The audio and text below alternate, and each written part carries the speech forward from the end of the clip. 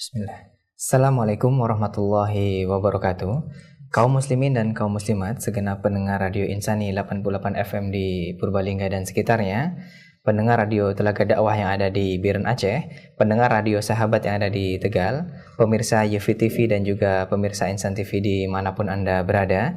Alhamdulillah pada kesempatan pagi yang berbahagia ini kita dapat kembali bertemu untuk mempelajari agama Allah Subhanahu wa Ta'ala. Insya Allah pada kesempatan yang berbahagia ini kita akan melanjutkan materi pembelajaran kita sesuai dengan minggu-minggu yang lalu, dan pada kesempatan pagi ini kita telah memasuki belajar sholat bagian yang ke-11 bab Al-Fatihah bagian yang kedua, Ustaz ya. Insyaallah. Baik kaum muslimin dan kaum muslimat, kami nanti mengundang Anda semua untuk bersoal jawab bersama Ustaz.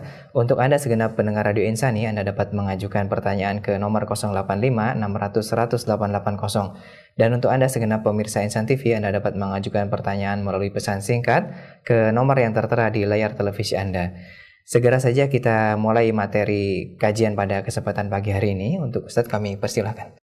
Bismillahirrahmanirrahim. Assalamualaikum warahmatullahi wabarakatuh. Waalaikumsalam warahmatullahi wabarakatuh. Alhamdulillahi wa kafa, wassalatu wassalamu ala rasulil mustafa wa ala alihi wa sahbihi wa man iktafa, amma ba'd.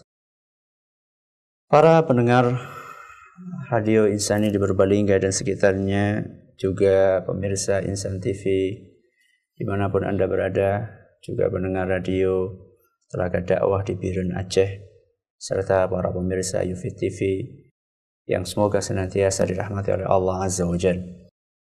Kita masih akan melanjutkan pembahasan kita mengenai surat Al-Fatihah yang merupakan salah satu dari rukun salat yang teragung, di mana pada pertemuan terakhir kita sudah kita bahas tentang makna secara ringkas dari surat Al-Fatihah ayat yang pertama sampai ayat yang keempat, yaitu firman Allah Subhanahu wa Ta'ala, Bismillahirrahmanirrahim, Alhamdulillahi Rabbil Alamin, Ar-Rahmanir-Rahim, Maliki Yaumiddin. Pada kesempatan kali ini kita akan melanjutkan kajian tentang ayat berikutnya dari surat Al-Fatihah, yaitu ayat yang kelima, yang berbunyi Iyyaka na'budu wa iyyaka nasta'in. Ayat ini adalah merupakan salah satu ayat di dalam Al-Quran yang sangat mulia. Sebuah ayat yang begitu agungnya. Bahkan sebagian ulama salaf mereka mengatakan bahwa inti dari Al-Quran itu adalah surat Al-Fatihah. Inti dari Al-Quran adalah surat Al-Fatihah. Dan inti dari surat Al-Fatihah adalah ayat Iyyaka na'budu wa iyyaka nasta'in. Jadi kata para ulama, Al-Quran yang terdiri dari 114 surat ini intinya ada dalam surat Al-Fatihah. Sedangkan surat Al-Fatihah sendiri, inti dari surat yang mulia ini ada di dalam ayat yang kelima, yaitu Iyyaka na'budu wa iyyaka nasta'in. Jadi ayat ini adalah merupakan inti dari Al-Quran. Iyyaka na'budu wa iyyaka nasta'in. Oleh karena itu, kita harus memahami dengan betul makna dari surat atau ayat yang mulia ini. Terjemahan letterlocknya, Iyyaka na'budu wa iyyaka nasta'in, hanyalah kepada Engkau, ya Allah, kami beribadah, dan hanyalah kepada Engkau, ya Allah, kami memohon pertolongan. Iyyaka na'budu wa iyyaka nasta'in. Hanya kepadamu lah, ya Allah, kami beribadah, dan hanya kepadamu lah, ya Allah, kami memohon pertolongan. Perhatikan baik-baik di sini. Kita menggunakan kata ganti orang atau dhamir yang berbunyi iyyaka, hanya kepadamu. hanya kepadamu, engkau. Di ayat yang kelima ini kita menggunakan kata ganti engkau. Padahal di ayat-ayat yang sebelumnya, mulai dari ayat pertama sampai ayat yang keempat, kita menggunakan kata ganti dia. Perhatikan baik-baik, ini perlu perenungan, akan tetapi maknanya nanti kalau kita mengetahui maka akan sangat membantu kita dalam khusyuk saat sholat. Perhatikan, dari ayat yang pertama sampai ayat yang keempat, kita menggunakan kata ganti dia untuk Allah. Perhatikan, Bismillahirrahmanirrahim. Dengan menyebut nama Allah yang Maha Rahman, Maha Rahim. Dia, Allah, dia. Alhamdulillahi Rabbil Alamin. Ayat yang kedua, segala puji bagi Allah Subhanahu wa Ta'ala. Segala puji bagi Allah, dia. Ya. Kemudian Ar-Rahman Ar-Rahim. Allah, dia yang Maha Rahman, Maha Rahim. Kemudian ayat yang keempat, Maliki Yaumiddin. Dia adalah pemilik atau penguasa hari kiamat. Ayat yang pertama, kedua, ketiga, keempat, kita masih tetap pakai kata ganti dia. Namun di ayat yang kelima ini, tiba-tiba kata ganti itu berubah menjadi engkau. Iyyaka na'budu wa iyyaka nasta'in. Hanya kepada engkaulah kami beribadah dan hanya kepada engkaulah kami memohon pertolongan. Kenapa? Kok tiba-tiba kata gantinya itu berubah? Walaupun yang dituju sama-sama Allah. Dia di ayat yang pertama sampai ayat keempat berbicara tentang Allah. Dan engkau di ayat yang kelima ini juga berbicara tentang Allah. Tapi kenapa kok tiba-tiba berubah kata gantinya? Dari ayat yang keempat awal sampai keempat menggunakan kata ganti dia, kok tahu-tahu di ayat yang kelima ini menggunakan kata ganti engkau. Para ulama kita menjelaskan sebagaimana yang termaktub antara lain di dalam kitab An-Nadharat Al-Mati'ah. Disebutkan di situ bahwa ketika seorang memuji Allah Azza wa Jalla, ketika seorang memuji Allah, mulai dari ayat yang pertama sampai ayat yang keempat. Di ayat pertama kita memuji Allah bahwa Allah Maha Rahman, Maha Rahim.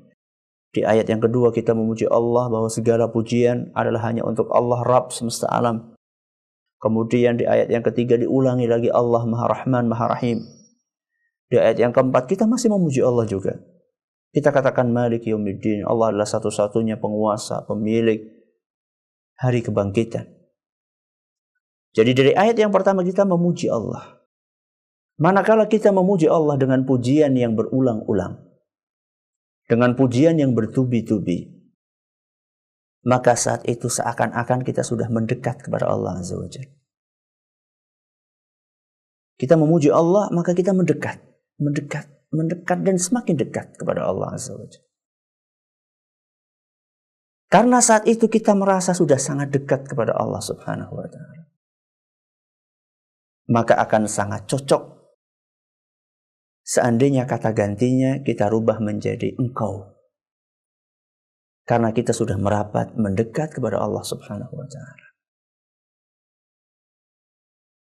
Jadi ketika seorang hamba membaca ini sambil dia meresapi, maka saat itu dia beribadah kepada Allah seakan-akan dia melihat Allah Azza wa Jalla. Atau yang biasa diistilahkan di dalam istilah agama kita dengan derajat ihsan. Nabi SAW mengatakan, Anta'budallaha ka'annaka tarahu. Engkau beribadah kepada Allah seakan-akan engkau melihatnya. Jadi, manakala kita mengucapkan Iyyaka na'budu wa iyyaka nasta'in, hanya kepadamu lah ya Allah kami beribadah, dan hanya kepadamu lah ya Allah kami memohon pertolongan. Jadi saat itu kita merasa dekat sekali dengan Allah Subhanahu wa Ta'ala. Bahkan seakan-akan kita melihat Allah di hadapan kita. Maka cocoknya kalau sudah dekat kita panggil engkau. Kalau tadi ya, kita masih memuji, masih muqaddimah, ya, masih pendekatan kepada Allah Subhanahu wa taala. Kita berusaha untuk mendekat dan mendekat dengan pujian-pujian kita kepada Allah Azza wa Jalla. Setelah kita merasa dekat, maka saat itulah kita memohon kepada Allah Subhanahu wa taala dengan menggunakan kata ganti engkau. Iyyaka na'budu wa iyyaka nasta'in. Berikutnya, iyyaka na'budu. Hanya kepadamulah kami beribadah. Perhatikan baik-baik di sini. Ada subjek, ada objek. Ada subjek, ada objek. Objeknya adalah Allah Subhanahu wa taala. Subjeknya adalah kita. Kita beribadah. Ini subjek. Predikatnya adalah beribadah.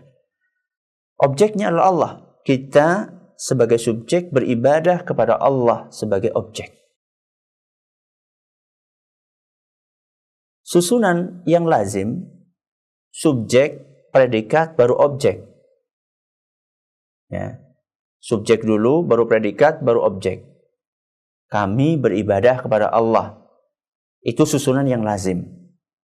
Akan tetapi perhatikan baik-baik di dalam ayat ini, bahwa Allah Subhanahu wa ta'ala mendahulukan objek, yaitu Allah, sebelum subjek, yaitu kita. Iyyaka, hanya kepadamu. Allah sebagai objek, na'budu, kami beribadah. Kenapa? Kok objeknya didahulukan sebelum subjek? Padahal lazimnya urutannya adalah subjek dulu, baru objek. Dan ini pun mengandung makna yang sangat istimewa. Kata para ulama, manakala objek didahulukan sebelum subjek, hal itu menunjukkan sebuah makna, yaitu makna pembatasan dan pengkhususan. Sebagaimana dijelaskan oleh Imam Ibnu Katsir dalam tafsirnya dan juga oleh Imam Sa'di dalam tafsirnya pula. Jadi ketika objek didahulukan sebelum subjek, ini memberikan makna pembatasan dan pengkhususan. Apa maksudnya Ustaz, makna pembatasan dan pengkhususan? Dengan kata lain bahwa seluruh ibadah dibatasi khusus hanya untuk Allah Subhanahu wa ta'ala. Itu artinya. Jadi arti dari makna pembatasan dan pengkhususan, artinya adalah bahwa ibadah apapun bentuknya itu dibatasi khusus hanya untuk Allah Subhanahu wa ta'ala. Jadi iyyaka na'budu wa iyyaka nasta'in. Di situ ada pembatasan bahwa seluruh ibadah yang kita lakukan hanya boleh kita persembahkan untuk Allah Subhanahu wa ta'ala saja. Khusus, tidak ada yang lainnya. Maka makna dari ayat ini adalah persembahkan seluruh ibadahmu tanpa terkecuali hanya kepada Allah Azza wa Jalla. Jadi ketika kita mengatakan iyyaka na'budu, kita sedang mengikrarkan di hadapan Allah Subhanahu wa ta'ala bahwa kita, ya Allah, tidak akan beribadah, tidak akan mempersembahkan, tidak akan mau untuk mempersembahkan ibadah kami kecuali hanya untuk-Mu semata, ya Allah Azza wa Jalla. Dan inilah prinsip dasar agama kita, yaitu tauhid. Jadi prinsip dasar agama kita atau pondasinya adalah akidah atau tauhid, di mana seorang hamba dituntut untuk mengikhlaskan seluruh ibadahnya hanya untuk Allah Azza wa Jalla. Sehingga di dalam agama kita tidak dikenal prinsip mendua di dalam beribadah. Mendua. dalam beribadah. Apa itu, Ustaz? Tentunya yang mendua saya maksud di sini bukan poligami ya. Yang saya maksud di sini adalah mendua dalam beribadah.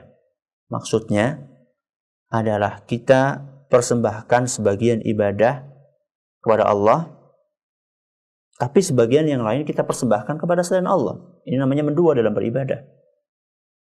Di dalam agama kita, no way. Tidak boleh sama sekali. Beda dengan mendua dengan makna yang lainnya. Kalau mendua dalam makna yang lainnya, maka kata kita, why not? Nah, kalau ini, no way. Ya. Mendua dalam ibadah, maksudnya adalah mempersembahkan sebagian ibadah hanya untuk Allah, mempersembahkan sebagian ibadah untuk Allah, dan sebagian yang lainnya diberikan kepada selain Allah. Ini nggak bisa. Ini tidak sesuai dengan prinsip iyyaka na'budu. Hanya kepadamu kami beribadah. Kalau misalnya dia masih mendua dalam ibadah, berarti dia bukan hanya beribadah kepada Allah, akan tetapi dia beribadah kepada Allah plus beribadah kepada selain Allah. Praktek seperti ini, mendua dalam ibadah, diistilahkan di dalam agama kita dengan kesyirikan. Menjadikan Allah memiliki sekutu.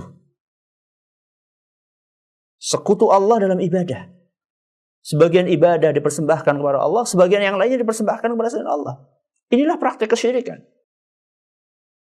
Sebagian orang ngira, yang namanya syirik itu kan manakala seorang hamba mempersembahkan seluruh ibadahnya kepada selain Allah.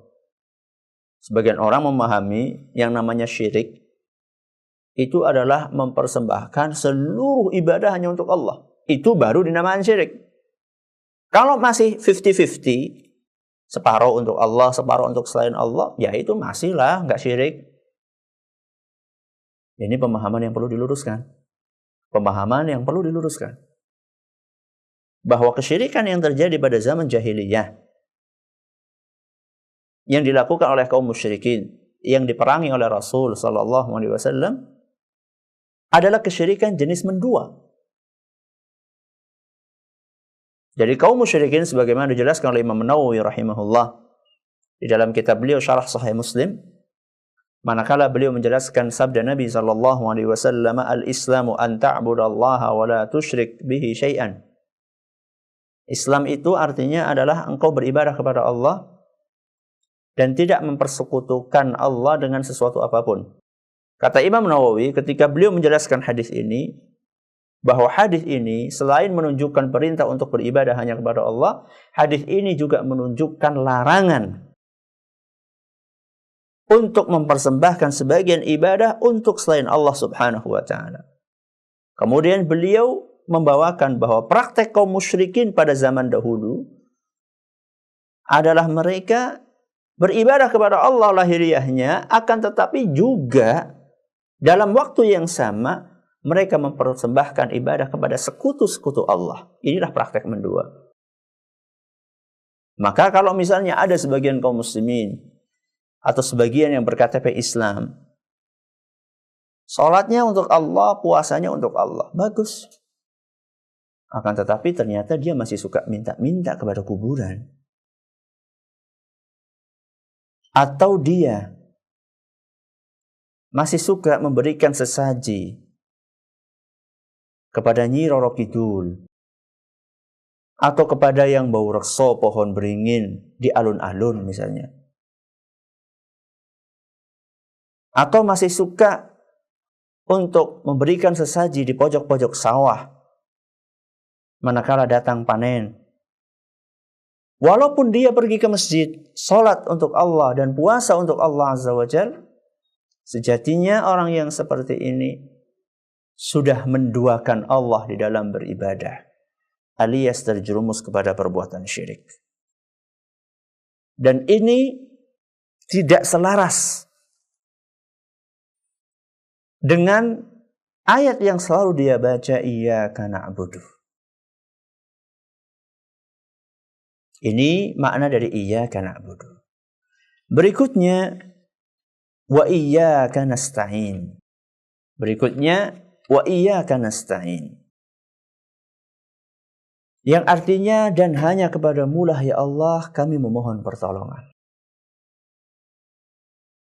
Kita perhatikan baik-baik bagaimana Allah Subhanahu wa ta'ala menggandengkan antara ungkapan hanya kepadamu lah kami beribadah dengan ungkapan hanya kepadamu lah kami memohon pertolongan.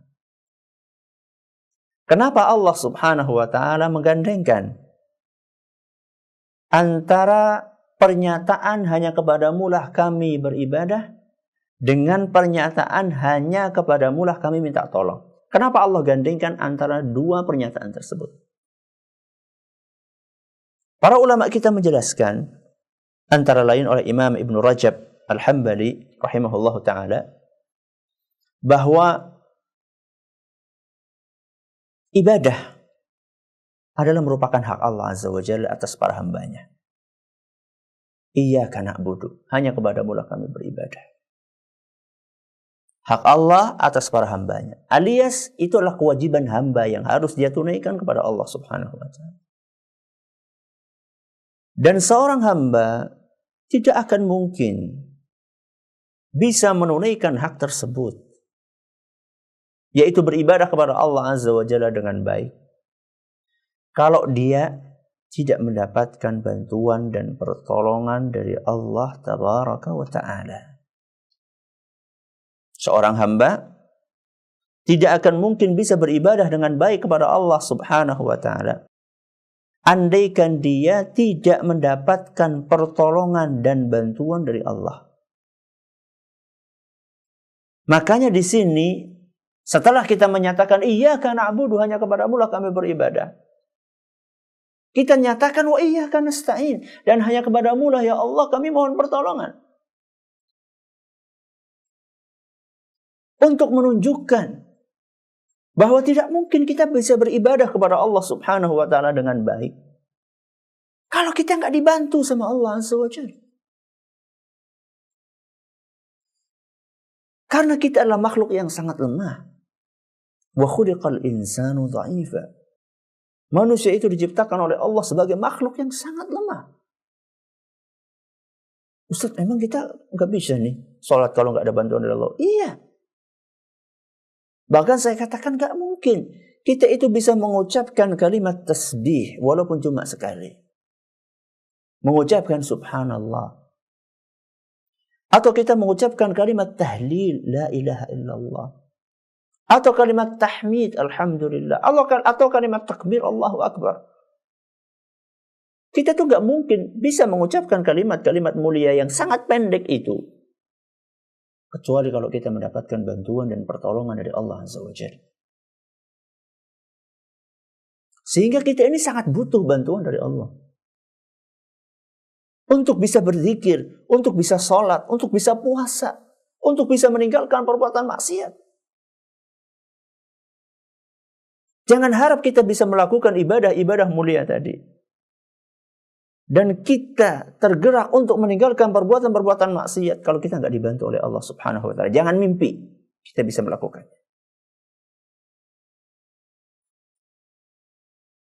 Mau bukti? Pernah nggak Anda menyaksikan orang dalam keadaan sakaratul maut untuk mengucapkan kalimat la ilaha illallah? Sebuah kalimat yang saya yakin para pendengar, para pemirsa, disuruh ngucapin sekarang bisa. Disuruh ngucapin sekarang bisa. Bahkan mungkin ada yang menantang berapa kali? 1000 kali pun bisa. Oke. Tapi tahukah Anda betapa banyak orang-orang yang sebelum meninggalnya, walaupun ketika dia masih sehat, dia begitu mudahnya mengucapkan la ilaha illallah, dan begitu ringannya dia mengucapkan.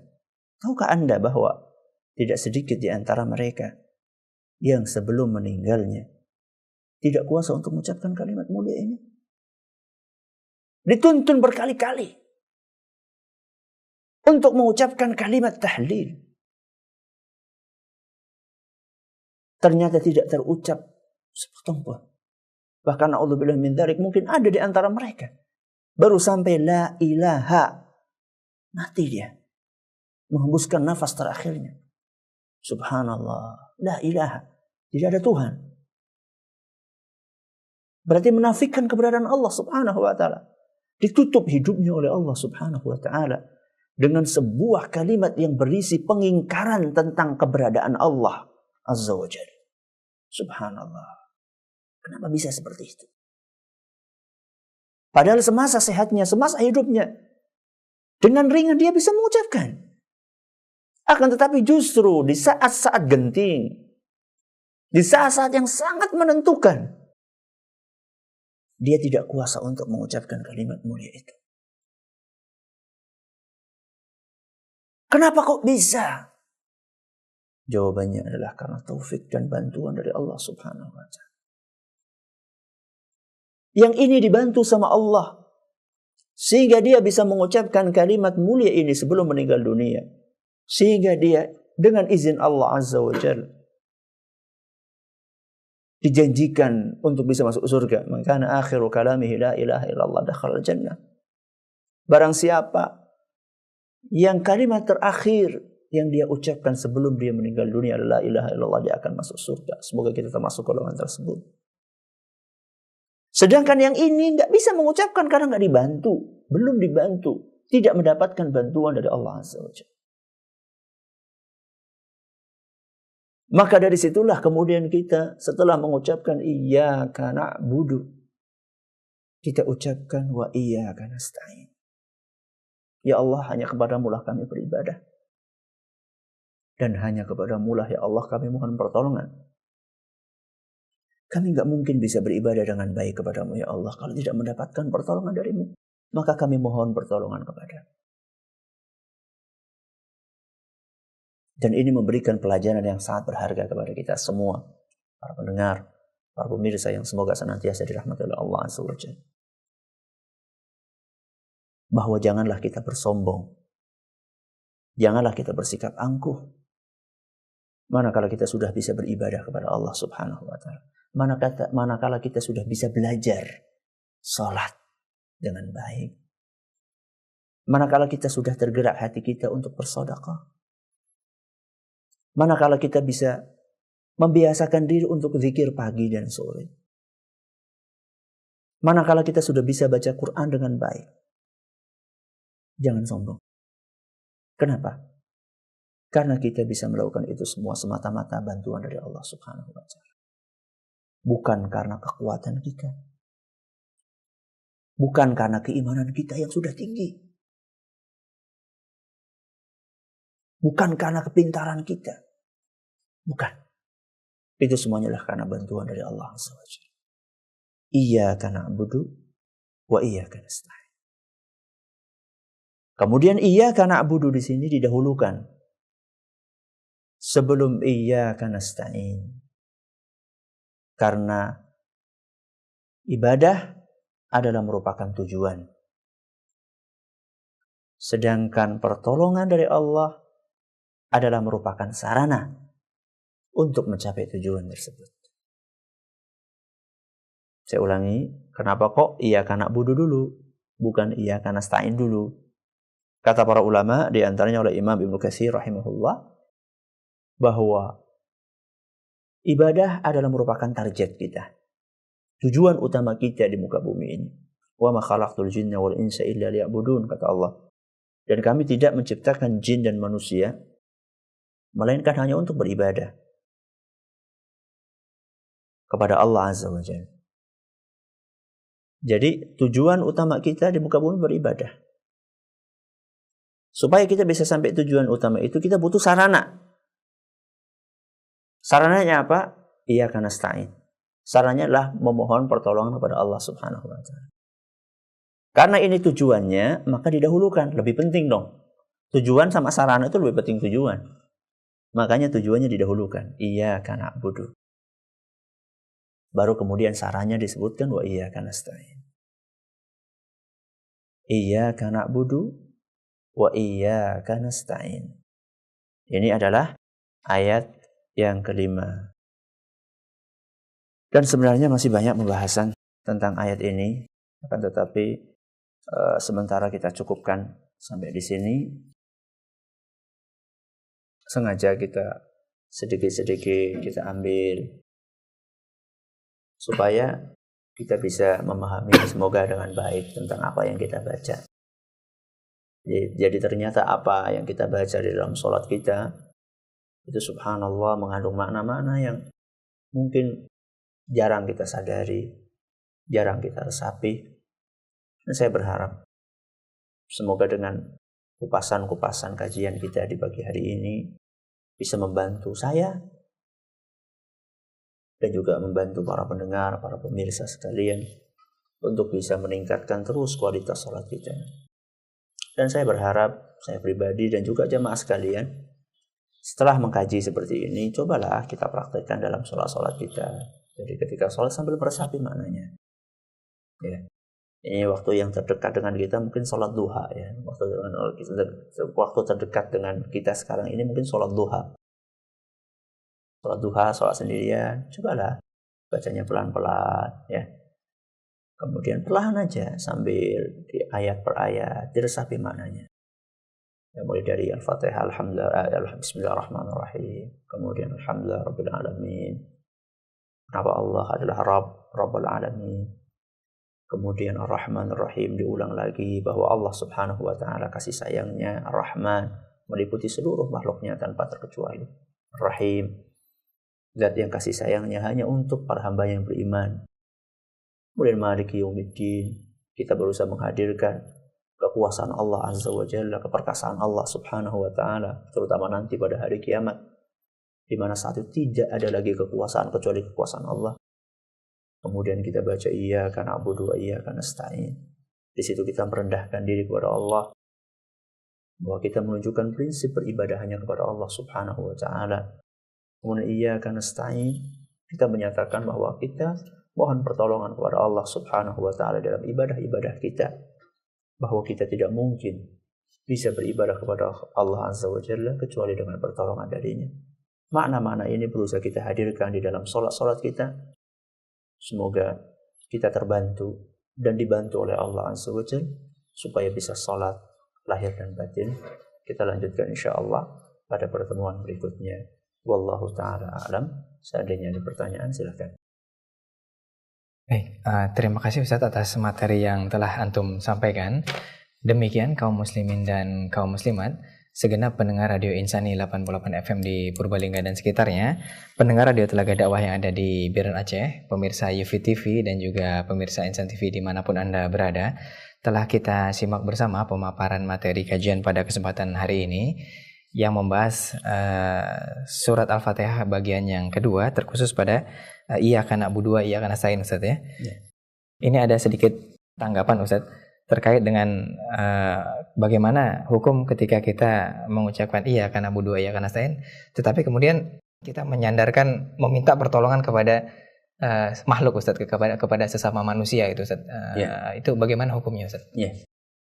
Memohon pertolongan secara aslinya, secara asalnya itu adalah kepada Allah Subhanahu wa taala. Itu secara asal. Jadi kalau orang minta tolong, itu minta tolong kepada Allah Subhanahu wa taala. Oleh karena itu,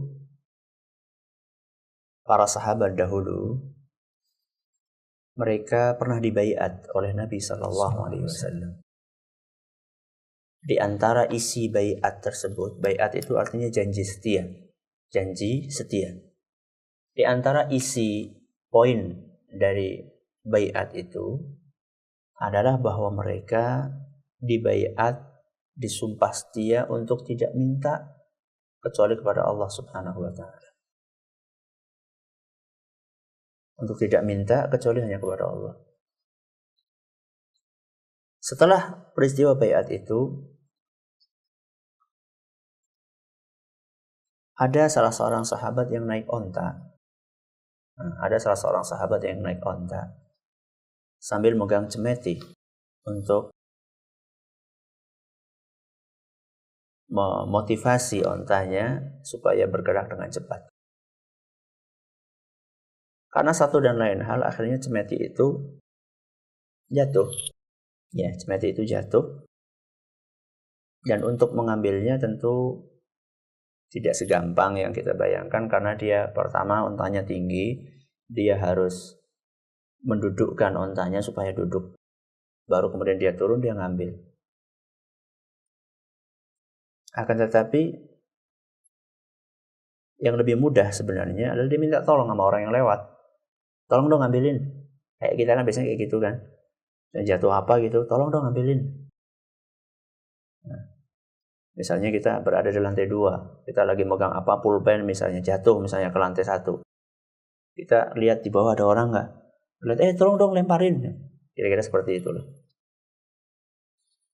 Lebih gampangnya seperti itu. Akan tetapi sahabat tadi, dia memilih untuk memberhentikan ontanya, kemudian dia ngambil semetinya sendiri, dan dia nggak mau merepotkan orang lain. Dan inilah tingkat keimanan yang sangat tinggi, di mana seorang hamba tidak mudah-mudah untuk minta kepada orang lain. Akan tetapi, tentunya tidak setiap orang bisa sampai ke derajat yang begitu tinggi ini. Oleh karena itu, di dalam agama kita diperbolehkan bagi seorang hamba, diperbolehkan. Kita bicara boleh, kalau tadi afdol. Jadi afdolnya itu kalau bisa melakukan sendiri, lakukan sendiri. Itu afdolnya. Nah sekarang, kalau misalnya nggak bisa melakukan yang afdol ini, maka di dalam agama kita ada pembolehan untuk minta tolong sama orang lain. Tapi syaratnya apa? Syaratnya orang lain itu mampu. Ini yang pertama. Yang kedua, isi permintaannya adalah sesuatu yang bisa dilakukan oleh makhluk, bukan sesuatu yang tidak bisa dilakukan kecuali oleh Allah Azza wa Jalla. Ini syaratnya. Nah, kemudian para ulama menyebutkan syarat-syarat yang lain, misalnya dia harus dengar, dia harus mengetahui apa yang kita minta dan seterusnya. Contohnya sekarang kayak gini, kita minta tolong misalnya sama teman kita untuk belikan obat misalnya. Tolong dong beliin obat di apotek. Dia mampu untuk beli obat. Ya. Teman kita ini mampu, dia masih hidup, dia dengar apa yang kita minta. Kita minta tolong sama dia. Karena kita mungkin ada satu dan lain hal urusan, kita minta tolong. Itu boleh. Dan isi permintaan kita juga bisa dilakukan oleh manusia. Beli obat kan siapa ini? Bisa. Ini boleh. Atau misalnya kita minta tolong sama polisi ya, untuk jaga toko kita. Boleh. Tidak apa-apa. Karena polisinya bisa. Dan ini juga permintaan yang bisa dilakukan oleh makhluk.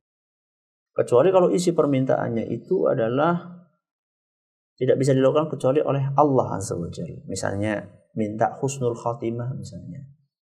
Minta husnul khatimah. Minta sama orang lain, tolong dong kasih anak husnul khatimah. Atau minta kesembuhan. Nah, kesembuhan dari penyakit. Menyembuhkan penyakit, kemudian memberikan istiqomah, itu hanya bisa dilakukan oleh Allah Subhanahu wa Ta'ala. Dalam kasus seperti ini tidak boleh seorang hamba memintanya dari selain Allah. Baik, demikian. Terima kasih atas pemaparannya Ustaz. Kami bacakan pertanyaan yang datang dari Saudara Sigit yang ada di Purwokerto. Assalamualaikum Ustaz. Saya kadang kalau pagi membaca Al-Quran, tapi jadi tidak sempat membaca zikir pagi. Dan kemudian juga sebaliknya, apabila saya membaca zikir pagi, saya tidak sempat membaca Al-Quran. Lebih afdal manakah Ustaz? Yang mana yang harus didahulukan Ustaz dalam kasus seperti ini? Iya. Perhatikan baik-baik, inilah salah satu fikih di dalam beribadah. Artinya kita harus punya skala prioritas di dalam ibadah kita. Secara umum nih ya, antara membaca Al-Quran dengan berzikir, secara umum itu lebih utama membaca Al-Quran. Ini kaidah dasarnya.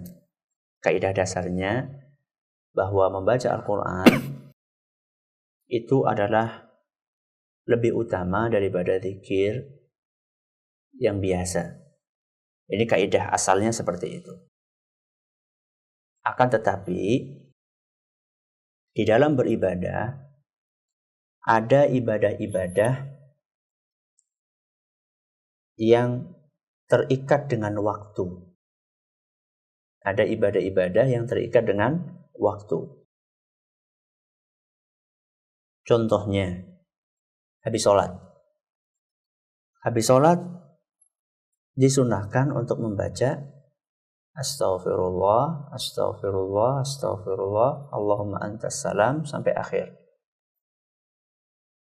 Habis sholat langsung disunahkan seperti itu sama Nabi SAW. Nah sekarang, kalau ada orang habis sholat langsung Assalamualaikum, Assalamualaikum, langsung buka Quran, baca Quran.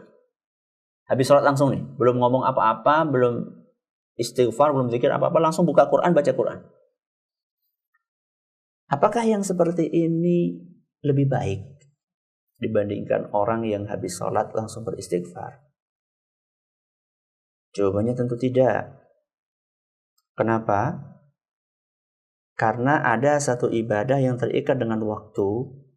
Habis sholat, kita disuruh beristighfar sama Nabi SAW. Sehingga habis sholat langsung, itu afdolnya adalah beristighfar. Karena itulah yang dicontohkan oleh Nabi SAW. Walaupun secara asal membaca Al-Quran itu lebih afdal. Akan tetapi karena momennya saat itu ada ibadah khusus yang terikat dengan waktu, maka lebih afdalnya dan lebih utamanya adalah membaca istighfar setelah habis sholat, bukan membaca Al-Quran. Terus kapan baca Al-Quran? Kalau sudah selesai. Nah sekarang yang jadi masalah, penanya mengatakan, kalau saya zikir pagi sore, kalau saya zikir pagi di pagi hari, saya nggak sempat baca Quran. Kalau saya baca Quran, saya nggak sempat untuk zikir pagi. Dalam kondisi seperti ini, karena waktunya sempit, maka lebih afdal buat Anda untuk zikir pagi dulu. Karena membaca Al-Quran yang sifatnya tidak terikat dengan waktu, itu bebas kapan Anda bisa baca. Kalau zikir pagi, waktunya sempit. Ya.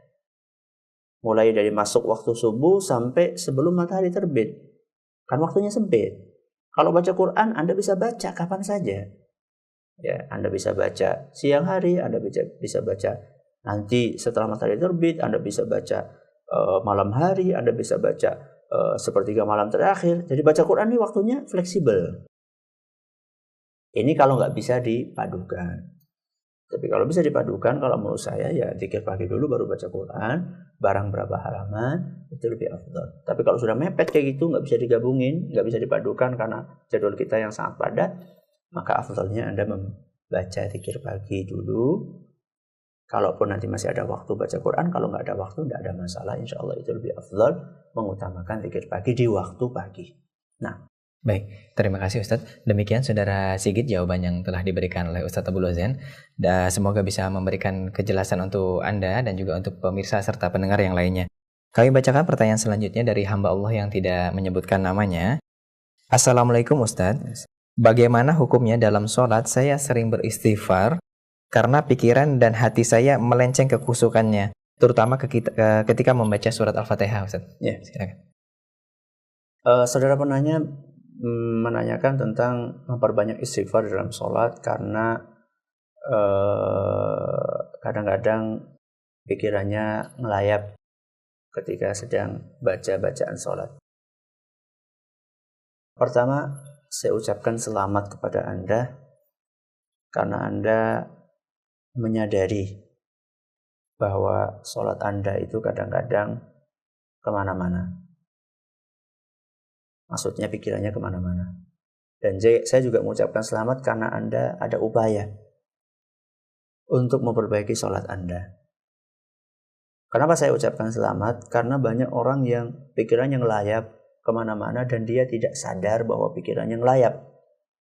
Dan dia juga nggak ada usaha untuk memperbaiki sholatnya supaya bisa lebih khusyuk lagi.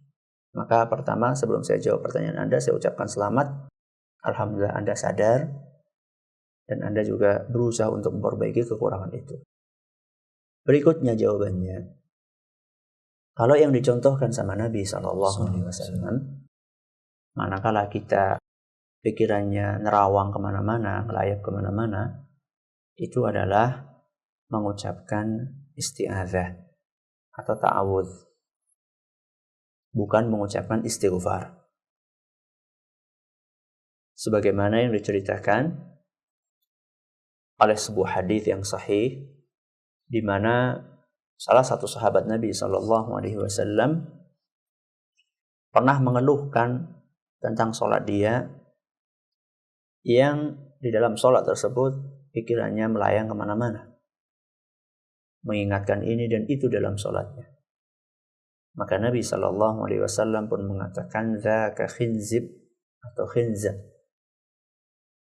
Kata Nabi SAW, setan yang itu, yang spesialisasinya ganggu orang sholat, itu namanya khinzib atau khinzab. Kata Nabi SAW, kalau engkau diganggu sama setan ini, maka kata beliau, hembuskanlah nafas dengan sedikit air ludah ke sebelah kirimu. Ya, jadi bukan meludah, akan tetapi mengeluarkan angin dari mulut dengan sedikit air ludah. Kita sebelah kiri, kemudian kita ucapkan ta'awudz. Kita ucapkan apa? Ta'awudz. A'udzu billahi minasyaitonir rajim. Maka begitu mendapatkan advice dari Nabi SAW seperti itu, maka sahabat itu langsung praktek dan subhanallah, kata sahabat itu, demi Allah, setelah saya praktekkan apa yang disampaikan oleh Nabi SAW, saya jarang sekali untuk diganggu di dalam sholat saya oleh syaitan yang satu ini. Jadi perbaiki atau dirubah redaksinya dari istighfar menjadi ta'awudz atau isti'adzah, a'udzubillahi minasyaitonir rajim. Wallahu a'lam. Kalau untuk lafadznya itu dilafatkan secara keras atau cukup di dalam hati? Bukan di hati. Jadi dilafatkan dengan lisan tapi tidak dengan suara yang keras. Jadi lirih, ya, melafatkan dengan lirih. Kalau dalam hati itu namanya batin. Ya. Sedangkan inilah zikir yang diucapkan dengan lisan. Nah. Baik, terima kasih. Demikian hamba Allah jawaban dari pertanyaan Anda. Pertanyaan selanjutnya kami bacakan dari Umu Lili yang ada di Bukit Tinggi, Sumatera. Assalamualaikum Ustadz. Beliau menanyakan dua hal sekaligus. Pertanyaan yang pertama, apakah benar 3 niat sholat sunnah bisa digabungkan Ustadz? Kemudian jika seorang wanita saat sholat sendiri di kamar sempat tersingkap sedikit jari kakinya saat ruku, apakah itu membatalkan sholat? Silakan. Menggabungkan niat sholat sunnah. Contoh misalnya ya, masuk masjid misalnya, dia berniat untuk sholat qobliyah misalnya ya, sekaligus untuk tahiyatul masjid. Sebenarnya dia sholat 2 rakaat itu, walaupun niatnya untuk qobliyah, maka itu sudah mewakili dari sholat tahiyatul masjid. Karena Nabi SAW mengatakan, siapapun yang masuk ke masjid, hendaklah dia sholat dulu 2 rakaat sebelum dia duduk. Janganlah dia duduk sampai dia sholat 2 rakaat. Di sini Nabi SAW mengatakan sholat 2 rakaat. Apapun bentuk sholatnya. Jadi ketika Anda masuk ke masjid, kemudian Anda niatnya sholat, misalnya tahiyatul masjid, qobliyah subuh misalnya, itu sebenarnya sudah mewakili.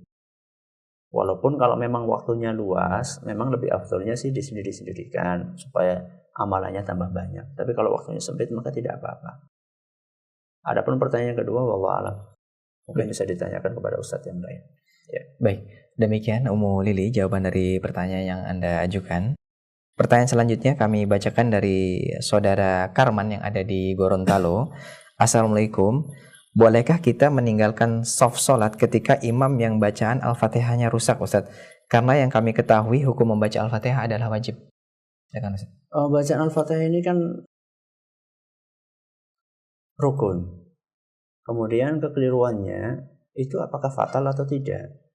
Para ulama mengatakan bahwa lahan atau kekeliruan dalam membaca itu ada lahan jali, lahan khafi, ada kekeliruan yang fatal, ada kekeliruan yang tidak, ya. Kekeliruan yang fatal ini ada yang berubah makna. Nah, kalau sampai kekeliruannya berubah makna, maka sholatnya tidak sah, ya. Akan tapi seandainya kekeliruannya itu tidak merubah makna, misalnya cuma karena lamnya itu kurang sesuai dengan makhrajnya, la, alhamdulillah, sebagaimana kebanyakan atau banyak orang Jawa, lam, bukan alham tapi nah, itu kan sebenarnya kurang keliru gitu loh, keliru. Nah, ini kalau yang seperti ini insya Allah masih bisa ditolerir, artinya silahkan sholat di belakang dia. Tapi kalau sampai kelirunya itu fatal banget, sampai berubah makna, misalnya iyyaka na'budu dirubah menjadi iyyaki na'budu, misalnya keliru. Atau misalnya ghairil, bacanya rairil. Ghairil, bacanya rairil. Itu sudah berubah makna. Memang seperti ini sholatnya dikhawatirkan tidak sah. Nah, tetapi untuk melepaskan diri dari jamaah, maka dilihat apakah menimbulkan fitnah atau tidak. Apakah menimbulkan fitnah atau tidak. Dalam arti apakah nanti akan menimbulkan polemik berkepanjangan, menimbulkan perseteruan, ya, keributan atau tidak.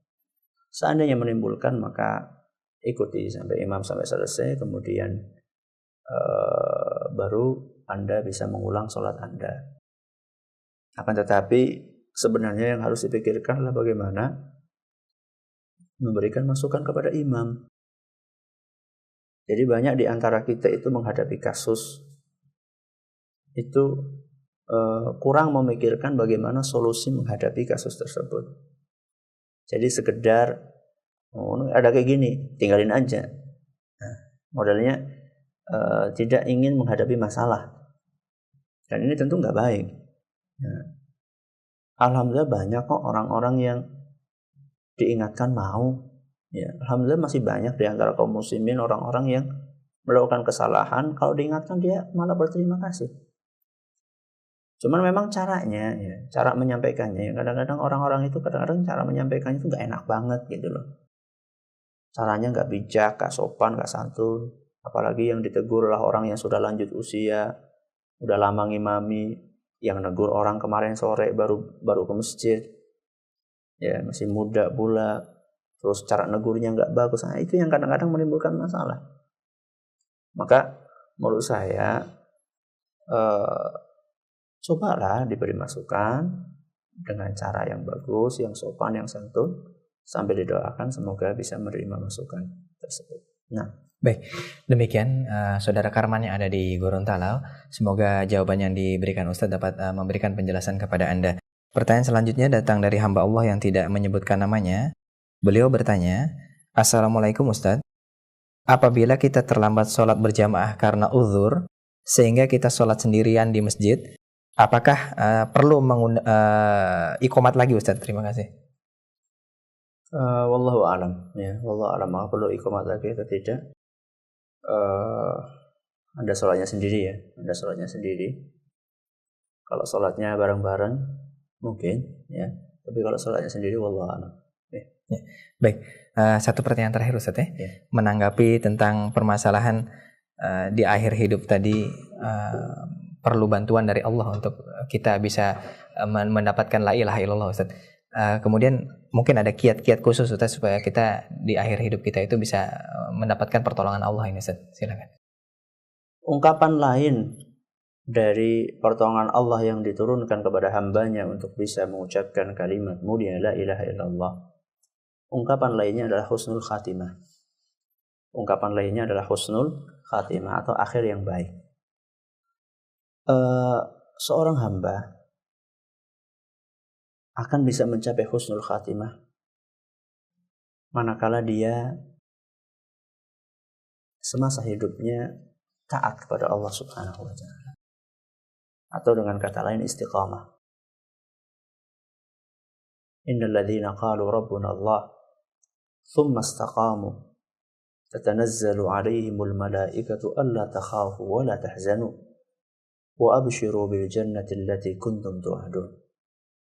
Innal ladzina qalu rabbuna Allah thumma istaqamu.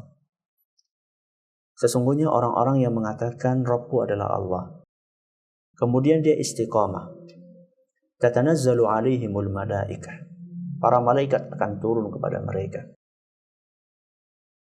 Para ulama tafsir menyatakan maksudnya adalah ketika sedang sakaratul maut. Para malaikat akan turun ketika orang itu dalam keadaan sakaratul maut, orang istiqamah tadi dalam keadaan sakaratul maut. Kemudian para malaikat itu mengatakan, "Alla takhafu wa la tahzanu." Janganlah kalian merasa takut dan janganlah kalian merasa sedih. Tidak usah kalian mengkhawatirkan anak-anak, keluarga yang akan Anda tinggal. Karena mereka sudah dijamin sama Allah Azza wa Jalla kehidupannya. Dan janganlah kalian khawatir bagaimana nasib kalian ke depan setelah meninggal ini. Apakah masuk surga atau masuk neraka? Kenapa? Wa abshiru bil jannati allati kuntum tu'adun. Karena kalian sudah mendapatkan kabar gembira untuk mendapatkan peluang masuk surga yang sudah dijanjikan kepada kalian. Ini adalah salah satu potret husnul khatimah. Buah dari keistiqomahan seorang hamba semasa hidupnya. Maka kalau orang pengen di akhir hidupnya dia mengucapkan la ilaha illallah dengan baik, maka semasa hidupnya dia dituntut untuk memahami makna dari la ilaha illallah dengan baik, menerapkannya di dalam kehidupan sehari-hari, mengetahui konsekuensi-konsekuensinya untuk diamalkan. Orang-orang yang seperti inilah yang diharapkan dia akan bisa mencapai husnul khatimah dan mengucapkan kalimat la ilaha illallah sebelum meninggalnya. Akan tetapi orang-orang yang tidak peduli dengan kalimat ini, orang yang cuma mungkin mengucapkan dengan lisannya tapi dia tidak memahami maknanya, kalimat tahlil hanya dijadikan sebagai aksesoris belaka dalam tanda kutip, lipstik di lisannya saja, tidak dipahami maknanya dengan baik, tidak diamalkan. Atau bahkan ada orang yang lisannya pun enggak memahaminya, apalagi orang yang seperti ini dikhawatirkan akan sulit mendapatkan husnul khatimah. Semoga kita termasuk golongan hamba-hamba Allah yang bisa husnul khatimah. Allahumma amin. Amin.